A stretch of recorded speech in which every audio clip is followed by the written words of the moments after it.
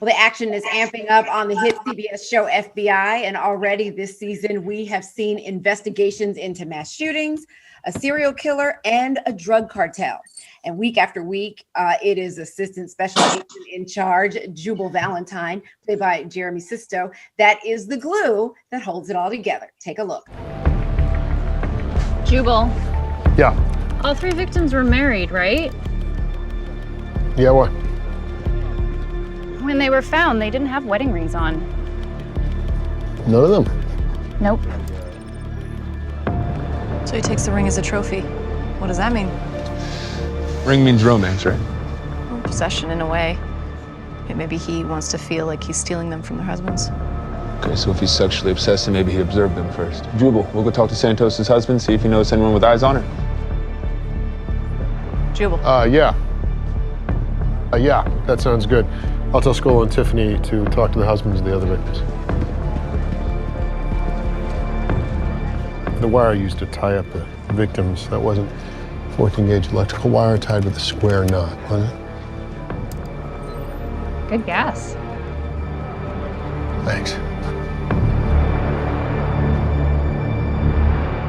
And Jeremy joins me now. How does it feel to be back? Because your season got interrupted because of COVID. Yeah, it was about, we had 4 episodes left. We were in the middle of the fourth to last one. And for everyone, it happened really fast. Suddenly we were heading home and didn't know what the future was going to look like.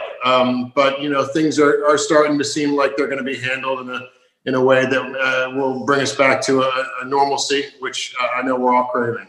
Yeah, I love that. Let's talk about your character, Jubal Valentine. Like, what a great name. It's a good name, right? Jubal. I believe it means flute player. I looked it up. I have Google, and I believe I don't know why they have a word for a flute player, but apparently, I don't even know if the writers know that. But we learned this season that he was named after his grandfather, who was a judge. Yeah, I love that. So tell us about Jubal's journey this season. Yeah, we've gotten to a glimpse into some of the difficulties in his past with his alcoholism, and we had a great episode air that brought Jubal to a point of having to question a case that he worked on years before when he was in the throes of his addiction.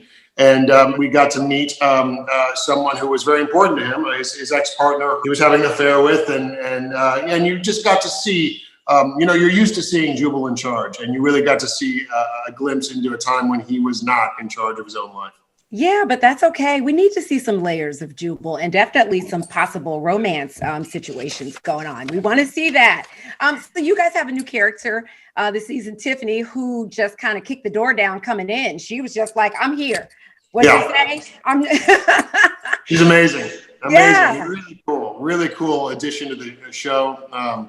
Brings a real, depth to her role. And it just felt, from the first episode I saw, it really felt like she rounded out this cast in a really interesting way. It added a lot to the show. Let's talk about this short that you did called Wichita, which I had a chance to see, and it is being well received. Making the festival circuit in all the right ways, making all the right moves. And didn't you get a Best Actor nomination, or did you win?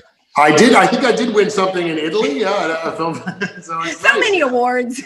I know. Well, it's funny with these movies. Even like I flash back to Clueless. When I was in Clueless years ago, I was away doing a movie called White Squall, so traveling around out of the country when it came out. So I had no idea that it was being received as it was being received, and obviously on a different scale. The same with this. This was just a little short film that I did. I worked with this director, Sergine, who on a play of monologues based on the people who have experienced homelessness in LA, and great project. They do it annually. And she was the director of the play that I did, and I was just impressed by her. So I said, if you have anything, let me know. She sent me this thing over, and it was just a day in LA. But I tell you, when I'm working 9 months on FBI, it was a real joy to walk onto a set and have a different intention of like tapping into some other kind of emotional outlet, and then you walk away. But then getting calls every week, it seems like, hey, we just won this, and they're working on a new script for the two of us with these characters because people are really interested to see these characters. That is very exciting. Yeah, I love hearing that because when I saw it, I know it's a short, but I was like, this is too short. I need more. I want to know like what happens beyond this because it just, it's so good. It's got a nice twist. It's got a nice twist, and it really was. It was cool. I was really excited to see it turned out. I want to let everybody know that you can catch FBI every Tuesday at 9 p.m. on CBS and on demand on CBS All Access. Jeremy, thank you. Thanks so much for having me.